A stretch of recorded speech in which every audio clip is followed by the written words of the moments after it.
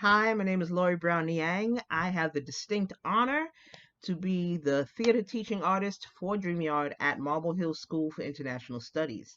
Before we had the pandemic stop us from going to school, we started a new unit called Voter Suppression Then and Now.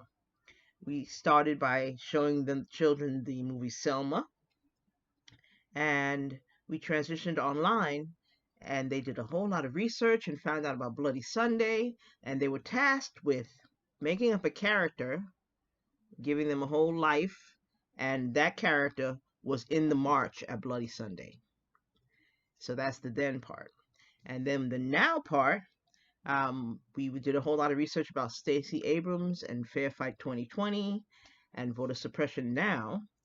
And then that character that they made up is now 55 years older, and they are writing a letter to Stacy Abrams giving advice on how to continue the fight against voter suppression.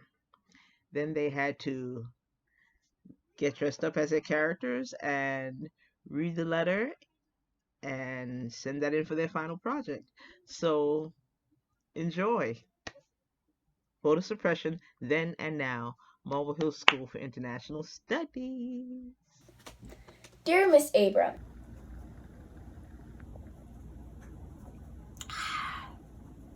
Miss Abrams, I'm a longtime supporter of your inspirational campaign and have absolutely loved what you have done so far. All you have done for the underrepresented communities and people of Georgia has been extremely notable and memorable and takes me back to my times in 1965. I've been alive for 50 years, and your work truly touches me. It amazes me. It takes me back to the times when we marched for Martin. We marched for black people, man. Those were good times. When we marched, he invigorated strength, courage to get what's ours. As a young teenager, I rallied along late Martin Luther King in the fight against voter suppression. It is similar to what you are doing now, but it was truly a harder time back then. You know, it reminds me of Martin. The times we marched for something right. The times where he invigorated strength and courage. Those were times like no other. Voter suppression still occurs today. We need change. And with you, I know we can get change. Some other crafty schemes constructed by people in power would be gerrymandering. I've been victim of gerrymandering or gerrymandering or whatever you want to call it.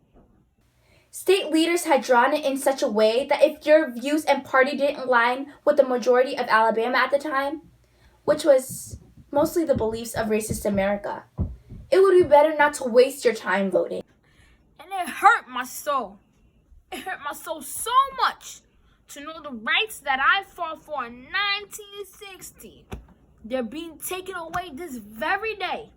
I feel like gerrymandering is something that you should emphasize in your campaign.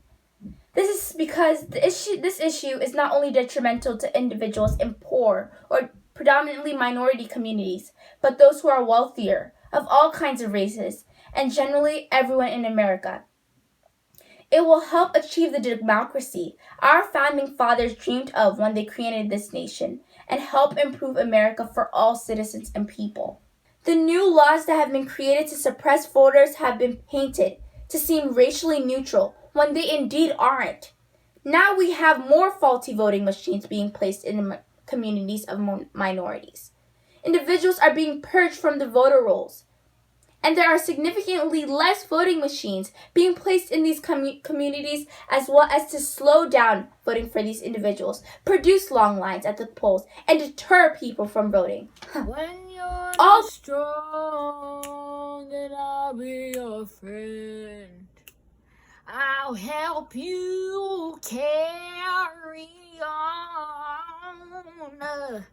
But it won't be long till I'm gonna need somebody to lean on.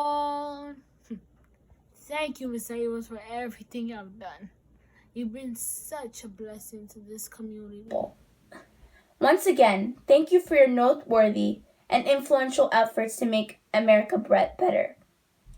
Best regards, Dr. Marie Johnson.